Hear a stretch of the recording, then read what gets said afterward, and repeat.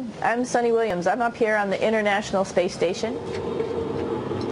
So this is Node 2. This is a really cool module. Of course, most of these modules you'll see they have 4 sides and they're put together. That way we could sort of work on a flat plane, either a wall, a floor, another wall, or the ceiling. But you know, again, all you have to do is turn yourself and your reference changes. The reason I'm bringing that up is because this is where 4 out of 6 of us sleep. And so people always ask about sleeping in space. Do you lie down? Are you in a bed? Not really, because it doesn't matter. You don't really have the sensation of lying down. You just sit in your sleeping bag. So here's one sleep station right here. I'm going in right now. You can follow me if you want. So I'm inside. It's sort of like a little phone booth, but it's pretty comfy. I've got a sleeping bag right here that we sleep in, so we don't have sort of like a little bit of a cover. We don't fly all over the place. But you know, you can sleep in any orientation. I have it feeling like I'm standing up right now, but like you saw, I'm on the floor. But it doesn't matter if I turn over and I sleep upside down. I don't have any sensation in my head that tells me that I'm upside down, so it really doesn't matter. The sleep station is also like a little office. We've got a computer in here. As you can see, we've got a couple little toys. I've got some books.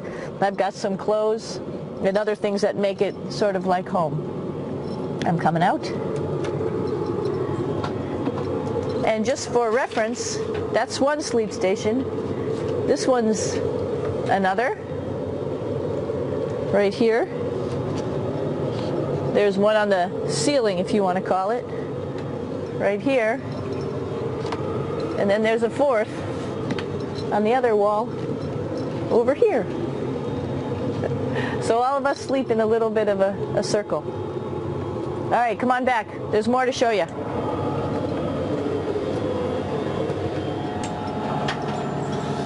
I know that there's some questions about how to use the bathroom and how do you actually live in space like normal, like at home. I mentioned real quickly about getting up in the morning and brushing your teeth and washing your face. Well, how do you do that?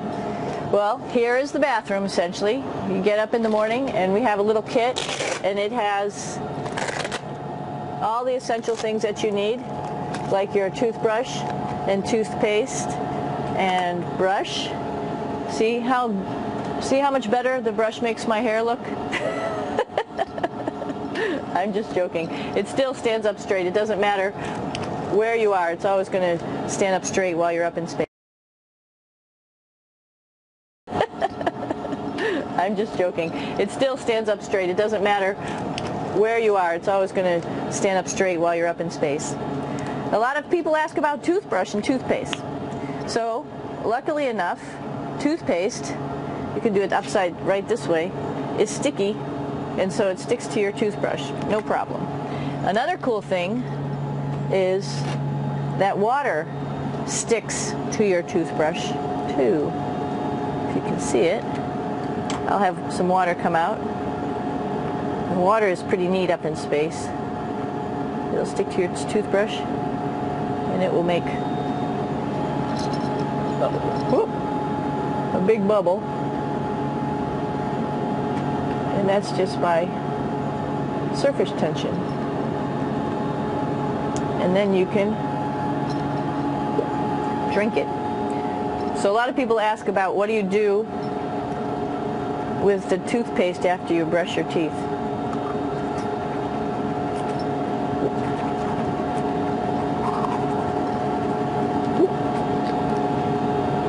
Two options. Swallow it.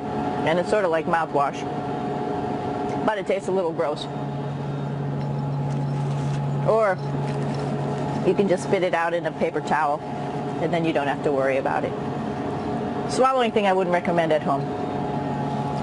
I'm only up here for 4 months, so it's not that bad. One of the most pressing questions about living in space, of course, is the bathroom. So let's take a look at that little piece of work. Come on in.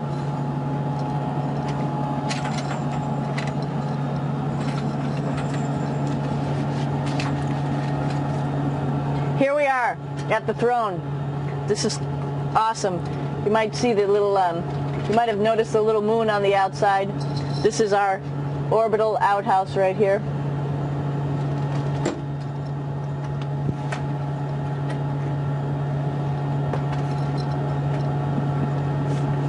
And of course, it serves for two functions. Number 2, right here. I'll show you. But you see it's pretty small, so you have to have pretty good aim, and you be ready to make sure things get let go the right direction. And it smells a little bit, so I'm closing it up. And that's of course for number 2. And this guy right here is for number 1. So they're sort of two slightly separate functions, but you can do a little, essentially both, by hanging on right here and doing number 1 and number 2. I might add it's color coded so you really don't get it mixed up, which is nice. This is yellows for number 1. And also there's a selection of paper. People always ask about toilet paper. What do you do with toilet paper? What kind of toilet paper do you have? We have gloves just because sometimes it does get messy. We have some Russian wipes, which are a little bit coarse if you like the coarse type of toilet paper. We have some nice tissues, which are nice and soft if you like soft toilet paper. We have Huggies, just for any cleanup. You know, we were all babies once, and this sort of helps. And then if things get really out of control, we have disinfectant wipes, just to make sure we clean up here. Because, you know, just like the water I showed you, the number 1 stuff can sort of go all over the place if you don't aim correctly. And did I mention both of these have a little bit of suction, so they should keep things going in the right direction. But like I said, sometimes things get a little out of control if you are out of control yourself flying around. So we have lots of protective stuff. And of course you do have your privacy. There's a little door, so other people know that you're in there. Here's a pretty cool place. This is sort of like in your house where everybody meets in the morning.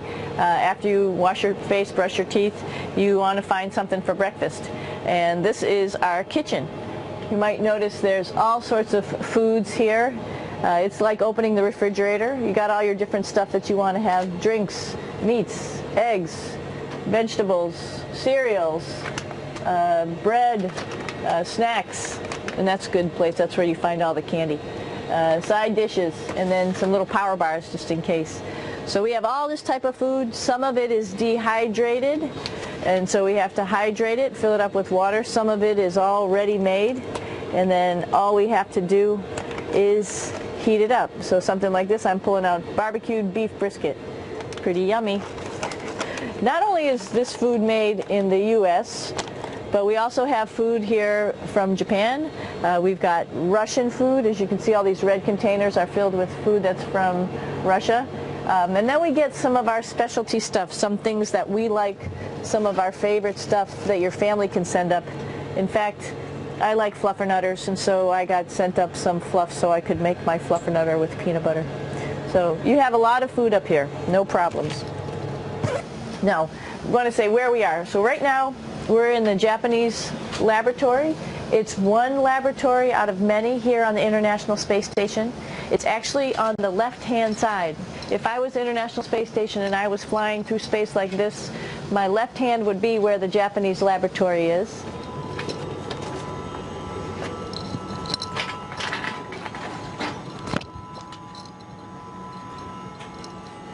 So now again, we're on the right-hand side, all the way on the right of the International Space Station. This is Columbus, the European module. It has science experiments all over. You could see it looks a little bit crowded. And here we do a lot of our medical experiments.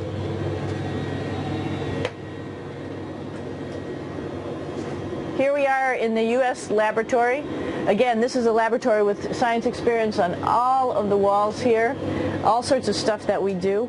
And one of the things we also do is we exercise. We have some exercise equipment on board the space station. We need to do that because we lose bone density and muscle mass while we're up here, and that's a result of not having to fight against gravity. So how we keep ourselves in shape, are with a bike, a treadmill, and a weightlifting machine. This is the bike. You notice the clip pedals. So all you need to do is actually clip your feet in, and then you can start pedaling. You don't need a seat because you don't sit down. Actually, I haven't sat down for 6 months now, so you don't need any type of seat. Just make sure you're held in with your pedals. You probably see that the bike bounces around a little bit. As I move it, it's not steady and held to the wall firmly.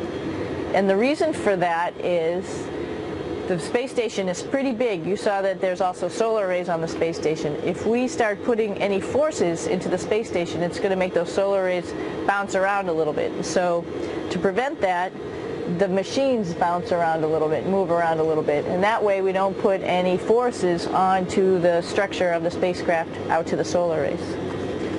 All right, a little farther on. Come on.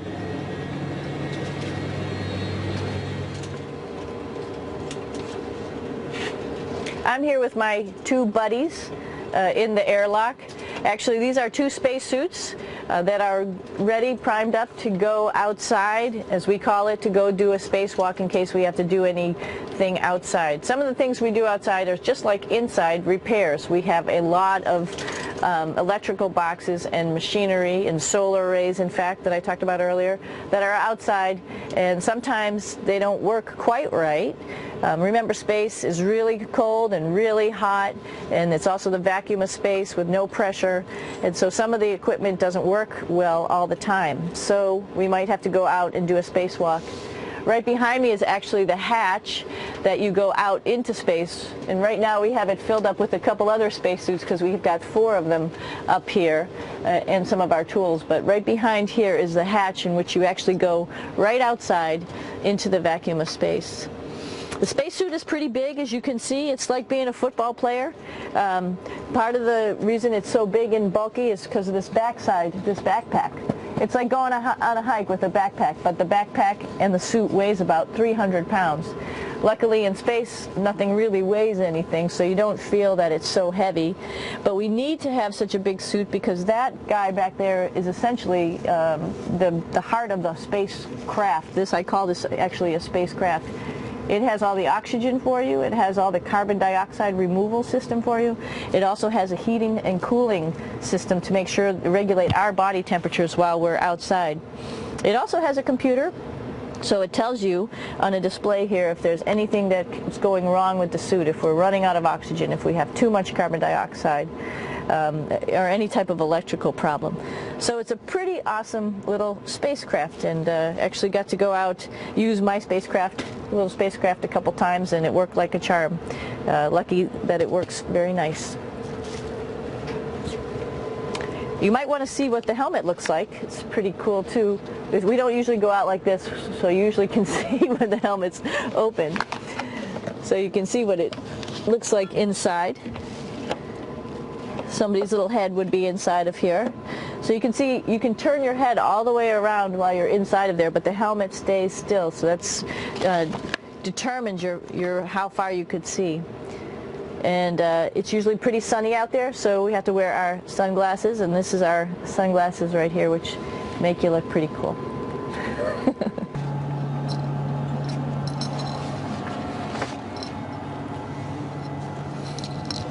It's like a glass-bottom boat. This is the cupola. It sticks down below the space station. It's one of those places you find yourself hanging out in all the time because all you want to do is look back at our planet. I think some questions I had were about what do you do in your free time, and you can't help but want to just come to the cupola and look outside as much as you can. And a lot of folks, I play this game with myself about where we're flying over the Earth. Try to come in here and just guess. After being here for a little while, you can sort of figure it out. You can tell different cloud types over different continents. You can tell different soil types over different continents. So let's see. And then, of course, there's a lot of ocean. So usually we're over the ocean at first glance. I will tell you in just a moment where we are.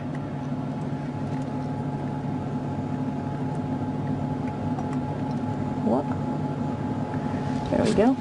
Oh, right now we are right over Africa. It's a little bit cloudy, as you can tell, but we're right over the continent of Africa.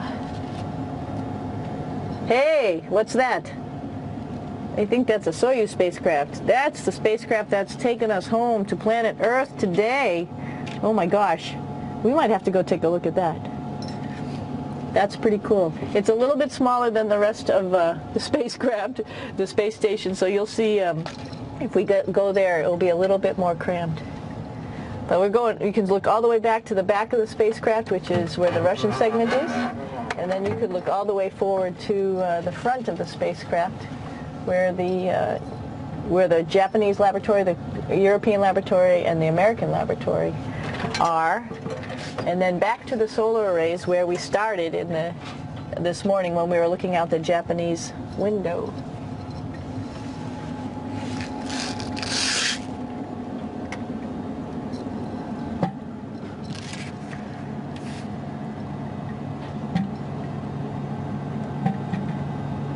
So other questions that were here are, what would you recommend as a job, and to what type of person would want to be an astronaut?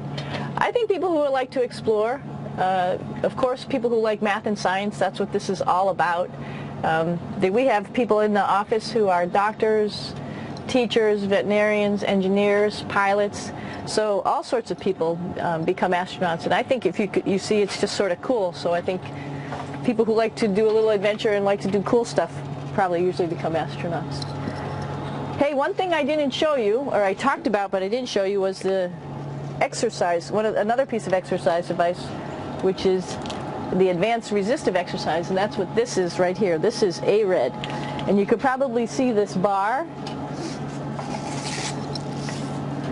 You just do a little bit of maneuvering here. Stand by. You have to set it up just like at any other gym.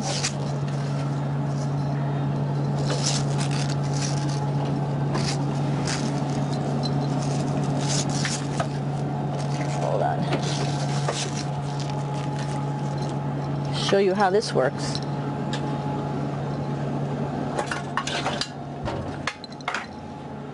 So you can see you can change your attitude just by going from one module to the next, going up from the cupola down here.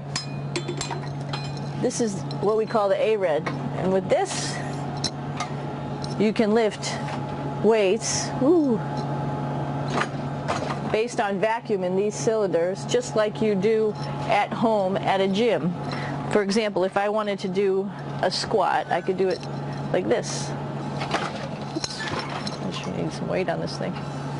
I'm not lifting with anything, so it's too easy. One of the cool things you could do things that you can't do at home.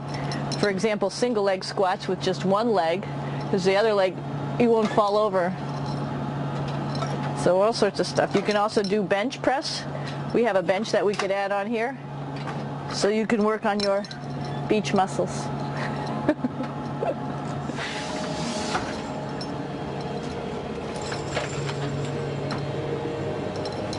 Hey, Aki, what are you doing down there? Crashing things. This is one of the cool things about space, too. It sort of looks like there's a big old hole here, but you don't even think twice about it. You can just jump over the hole, or if you want, you can go jump into the hole. I'm coming down. Woo!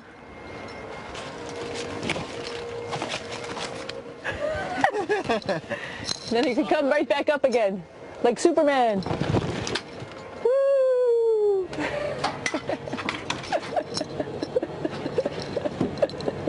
We're lucky we have a really cool big space station that you can fly around in. That's actually called the PMM. You might have saw it out the window. It's a big silver canister. What's really great about that is it's essentially our closet in our pantry, or whatever you want to call it. We have extra food down there, we have extra clothes, we actually throw the trash out down there. So it's nice and organized, and we have all of our stuff that we need while we're working in all these other modules all stowed in this location down here. And it's a lot of fun to play in. So we're going into the Russian segment. Be ready. You don't need a passport either.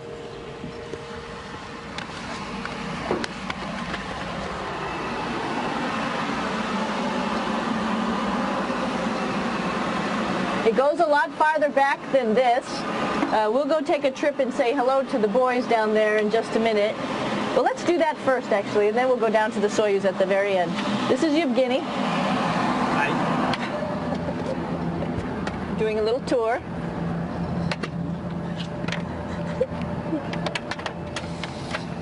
This is the FGB, and what's cool about this module, it is actually the very first piece of the space station that came up in 1998. The space station has been around for about now manned for 12 years, but it's been up in space for about 14 years. And this was the very first. It is like the Russians' PMM. It has a lot of storage, as you can see.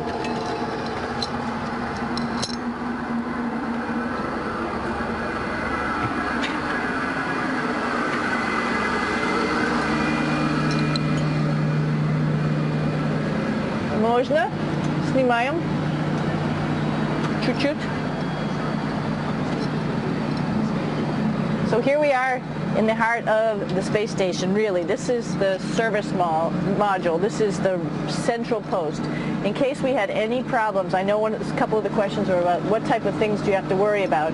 And some of the things we have to worry about in space are fire.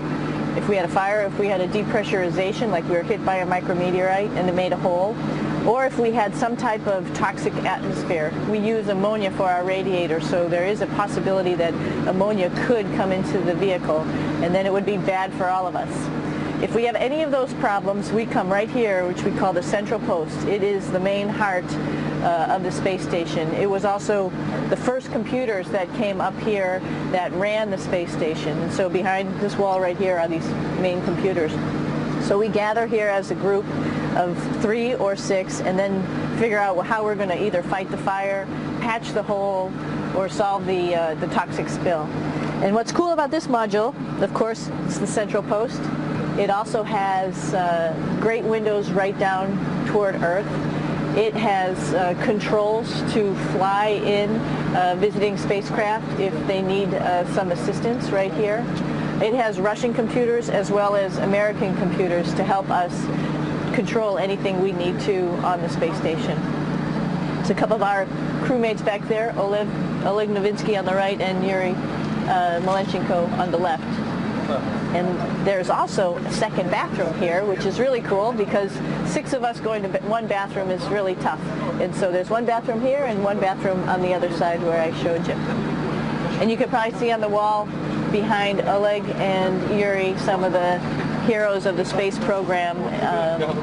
Korolev, Sergei Korolev, who was a chief designer of putting men into space, and of course on the right-hand side, Yuri Gagarin, the first man to go into space. So just reminds us of our roots. Yuri, what are you doing? Что делать? Making coffee? Oh. Black coffee. Yeah. Looks good. Okay. Спасибо. We're going to check out our Soyuz real quick. Make sure it's ready to go. All right, back to the Soyuz.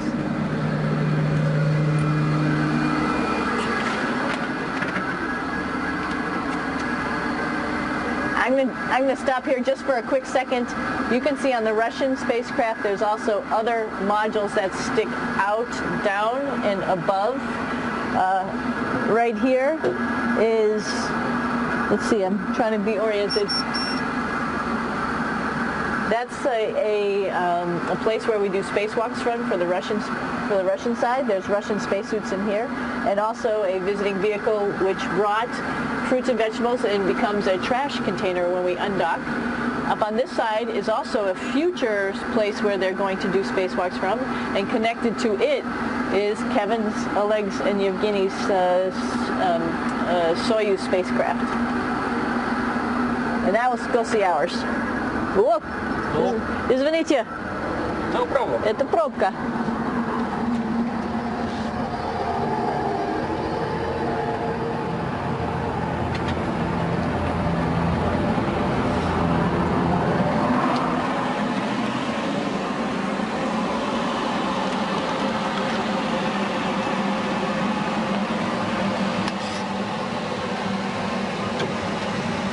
Coming down.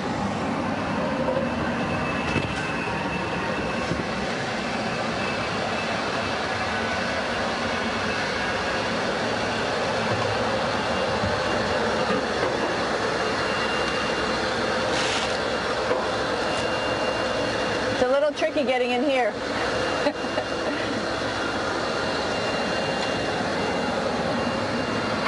This is the docking probe right here, this big thing. This helps us connect to the spacecraft. This probe actually sticks into this cone, and that's how the spacecraft, our Soyuz, becomes connected to the ISS initially. That is then replaced by clamps, which are around here, that will allow the two spacecraft to be stuck together. And then you can remove the probe and the cone.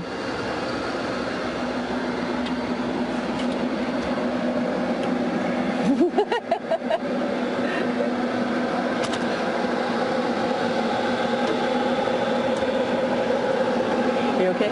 All right, so here we are in the Soyuz. This is what we call the BEO, the living compartment, Bytovoy Otsek in Russian. It also has a little bathroom. It's not as good as the other bathrooms, so we try not to use it too much. It has drinking water in it if we need something to drink. And then, of course, it's filled up with a lot of cargo for us. Bringing up and also bringing back down. It has a second purpose when it comes back to Earth. It serves as a garbage container. During the descent, we'll get rid of this area right here, and everything that's in it will just burn up as it's coming into the atmosphere, so that way we can get rid of a little bit of trash. But the main area where we were on launch and where we're going to be on descent is down here, because we're not part of the trash. So we're in a safe place. So we're in the descent module, SA. It's a little small, but you can get in.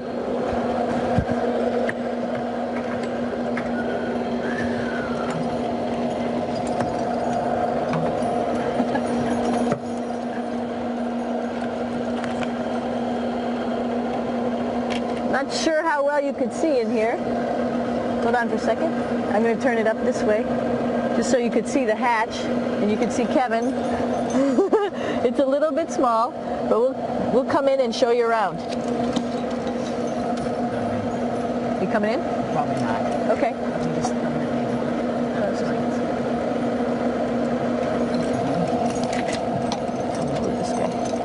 To move a couple things. We were just starting to get ready. We're preparing a couple days ago for our ride home. It's a little bit squishy, but everybody asks, how do you sit in the Soyuz?